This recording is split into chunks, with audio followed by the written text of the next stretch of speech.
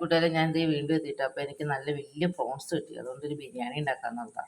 അപ്പോൾ 1 kilo prawns നന്നാക്കി 1 kilo prawns നന്നാക്കിയപ്പോൾ 1/2 കിലോയെ കിട്ടാനായിട്ട് കിട്ടിയുള്ളൂ.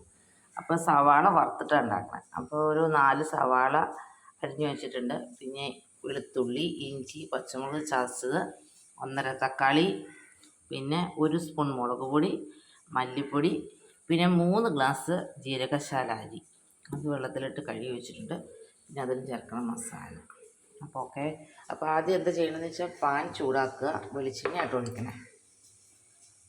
വെളിച്ചെണ്ണ ഒഴിച്ചിട്ട് ഈ വെളിച്ചെണ്ണയിൽ തന്നെയാണ് ബാക്കിയെല്ലാം വറുത്തെടുക്കുന്നത്.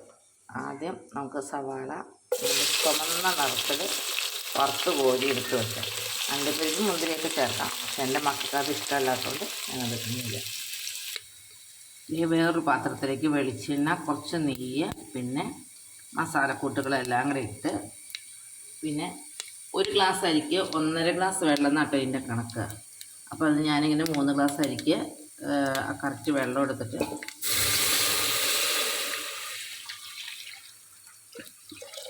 ഒഴിക്കണം. പിന്നെ അരി ഇട്ടങ്ങ് വേവിക്കാൻ പോവാം.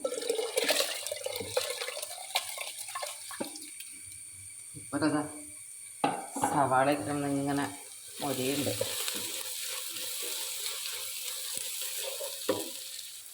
അങ്ങനെ സവാള ഒരു ബ്രൗൺ നിറമായപ്പോൾ തക്കാളി,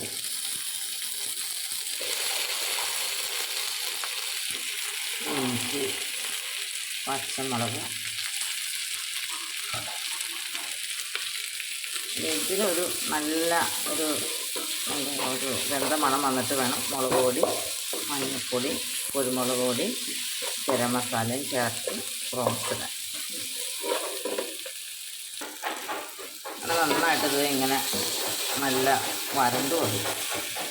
അപ്പോൾ നമുക്ക് പൊടികളെല്ലാം കൂടെ അങ്ങ് ചേർക്കാം. പൊടികളെല്ലാം ചേർത്ത് കഴിയുമ്പോൾ നമുക്ക് പ്രോൺസ് ചേർക്കാം. ഈ പ്രോൺസിൻ്റെ വെള്ളത്തിൽ സ്ലിമ്മിൽ വെച്ചിട്ട് അത് വേവും. വെന്ത് കഴിയുമ്പോഴാണ് നമ്മൾ ബിരിയാണി അപ്പോഴത്തേക്കും വേവും. വെന്ത് നമുക്ക് ദമ്മടിക്കാൻ പിന്നെ എൻ്റെ ഇല ഞാൻ ഇവിടെ കൊണ്ടു വെച്ചിട്ടുണ്ട്. ഇനി അങ്ങനെ ബിരിയാണിയുടെ പ്രോൺസ് അങ്ങനെ വെന്തു. അപ്പോൾ ഇനി ദമ്മടിക്കാൻ പോവാം. ദമ്മടിക്കാൻ റൈസ് വേവിച്ച് വെച്ചിട്ടുണ്ട്. റൈസ് ഞാൻ കുക്കറിൽ ഈ വെയിറ്റ് ഇടാതെ കേട്ടോ ഇട്ടത്. അപ്പോൾ ദമ്മടിക്കാൻ പോവാം. അങ്ങനെ ഇതൊരു 10 മിനിറ്റ് ഇരിക്കണം. ഞാൻ കുറച്ച് മുകളിൽ ഇച്ചിരി നെയ്യ് ഒഴിച്ചു. ഞാൻ വേറെ ഒന്നും മുകളിലൊന്നും ഇട്ടില്ല. അണ്ടിപ്പരിപ്പ് മുന്തിരിയുണ്ട്, ഇച്ചിരി നെയ്യ് മാത്രമേ ഒഴിച്ചുള്ളൂ. അപ്പോൾ ഞാനിങ്ങനെ ദമ്മടിക്കാൻ വേണ്ടി ഇങ്ങനെ അടച്ച് വയ്ക്കുക കേട്ടോ. ഇനി ഒരു 10 മിനിറ്റ് മതി.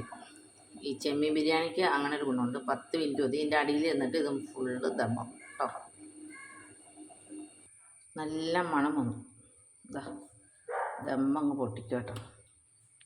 അപ്പം ഇങ്ങനെ വെന്തു കണ്ടോ. അടിയിൽ മസാലയൊക്കെ നല്ല വേവായി. അപ്പോൾ ഓക്കെ. ഇനി അടുത്ത വീഡിയോയുമായി വരുന്നവരെ